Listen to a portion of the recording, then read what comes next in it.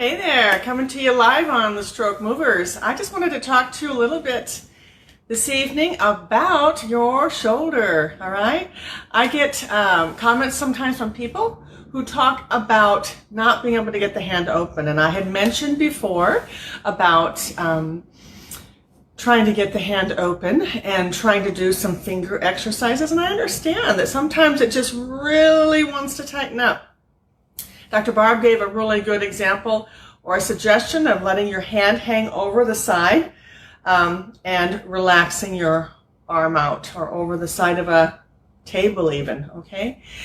But I want to say that a lot of the times when you see your hand tightening up like this, would you believe that a lot of that will start right here in your shoulder?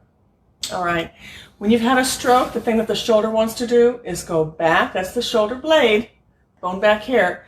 Wants to go back towards your spine, all right? It's a synergy. It's called a synergistic movement that happens from the shoulder right down to the hand, okay? It wants to go back towards the spine, both, all right? And then it wants to all bend up and get tight. And that's really not helpful, is it? And the more you try to raise your arm up, the tighter it can become. So I would recommend working a lot more on your shoulder to begin with, all right? Oftentimes when I'm starting with somebody in therapy, I'll have them right on their back, and I've been working on trying to get that shoulder forward and then relaxing it back, not pulling it back, but letting me bring it forward and then bring it back until you can actually lay on your back and lift those fingers towards the ceiling. Or with a bent elbow, try to lift the elbow towards the ceiling if you're laying on your back, okay? So we want to really work on that weight bearing on a table with both hands and pushing your shoulder blades out, pushing yourself like this, and then letting your shoulder blades go back together onto a table. So there's just a lot that happens here on the shoulder. And if you can't control that movement of forward and back, when I mean forward, it's like your arm gets longer, but your body doesn't move. Do you see that? My arm gets good and long because the shoulder blade has moved out.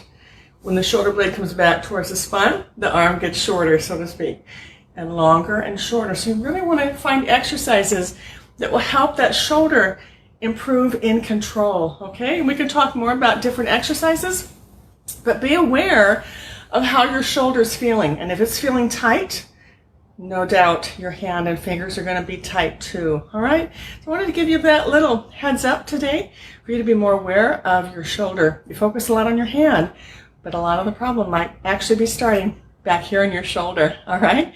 If you're having trouble keeping your hand open, when you lift your arm up, you might be raising your shoulder up like this, all right? That's not a normal movement pattern. We talk a lot about that in a class that I now offer. The normal movement pattern, keeping the shoulder down and letting that hand and that arm go out long, okay? When we bring our hand up, it's not this, all right? It's being able to keep that down, but also allow the shoulder blade to move. So it's very complex, but it's actually very useful. So if you're having trouble with your hand, why don't you pay a little bit of attention to your shoulder? Got questions? You can go ahead and post them below, and I or Dr. Barb will comment and let you know, or maybe there'll be another therapist here that can give you some ideas. But the shoulder is very, very crucial for how your hand is going to function, all right? So be aware of that, and you have a great evening. I'll talk to you later. Bye.